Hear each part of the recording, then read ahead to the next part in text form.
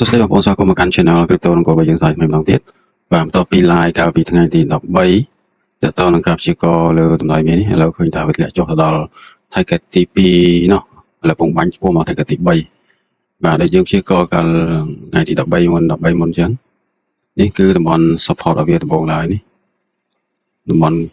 support ដ៏រឹងមាំរបស់វានៅកន្លែងនេះឥឡូវវាបានទម្លុះតាំងពី4ម៉ោងនេះទម្លុះ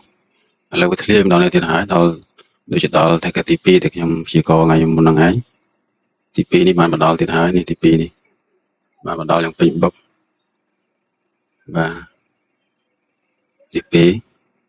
អញ្ចឹងទី3វាមកដល់កន្លែងណាវាធ្លាយមកហើយយើងមើលក្នុង time frame មួយថ្ងៃវិញបាទទី3នេះវាអាចមកដល់កន្លែងនេះបាទទី3វាអាចមកដល់កន្លែងនេះបាទអូខេ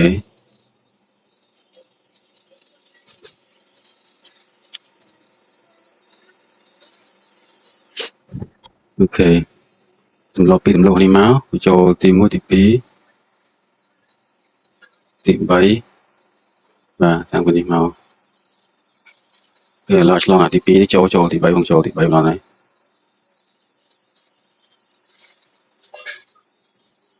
ទី3យើងអាចថាថ្ងៃហ្នឹងឬក៏នេះ3 1 2 3លើឆ្លង1 2 3ត្រូវលោកកំពុងបាញ់មកខ្លាំងណាស់អូខេហ្នឹងអញ្ចឹង scenario វាគឺវាបុកមកទី3នេះ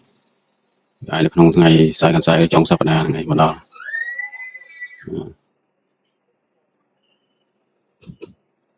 ឥឡូវនេះយើងដោយសារតែវា trend down ហ្នឹងវាកំពុងតែបុកមកខ្លាំងវា reversal ជាងបងប្អូនអាចអ្នកមិនទាន់ចូលទីផ្សារអាចចាំមើលវា retrace ក្នុង15 minute center មើលវា retrace 15 minute ហើយវា retrace ឡើងតិចមកហើយវា retrace ឡើងតិចមកចាំយើងចូលទីផ្សារ sell ម្ដងទៀតមើលអាចទៅប៉ះកន្លែងនេះតើវាអញ្ចឹងទេវាអាចមិនមកប៉ះក៏វាទៅហួសក៏មានដែរវាខ្លះអត់ retrace មកដល់កន្លែងហ្នឹងអូខេ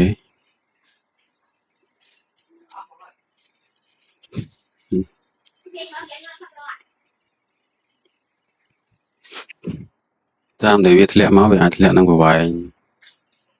មកកង់នេះណាយកសំទោស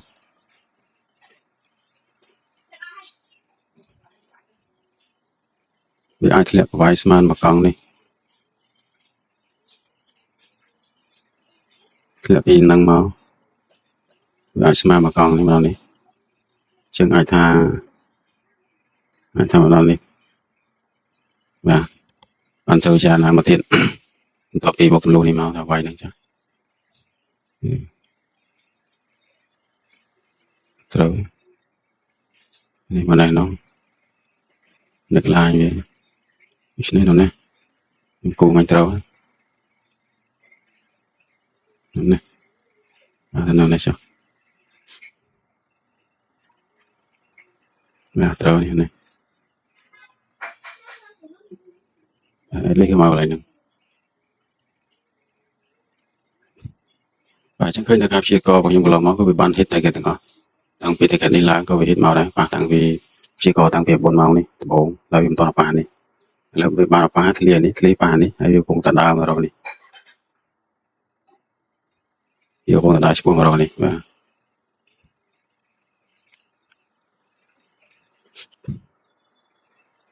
ទឆ្ពោះមករកនេះ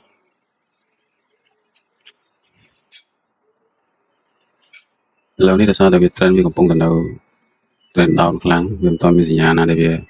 ឡើងវិញដល់ឡើយទេនេះចេះតាម frame 15នាទីតាម frame 1ម៉ោងតាម frame 4ម៉ោងបាទឃើញតែវាកំពុងតែ down ខ្លាំងមែនតើអញ្ចឹងវាធ្លាក់មកក្នុង30 67ឬអាចក្រោមនឹងផងក៏ថាបានដែរអាចក្រោមនឹងផងអូខេថ្ងៃហ្នឹងឲ្យមានប៉ុណ្ណឹងចាំមើលទៅនេះខ្ញុំនឹងរៀបចំមេរៀនមួយទៅតនឹងការមើលទៅលើ chart pattern ហើយនឹង candlestick pattern ថាវាចូលទីផ្សារទៅមិនជាមួយបូកសំជាមួយ indicator មួយណាខ្លះ បាទខ្ញុំនឹងមានពេលខ្ញុំធ្វើវីដេអូនេះជូនបាទអរគុណច្រើនសូមជម្រាបលា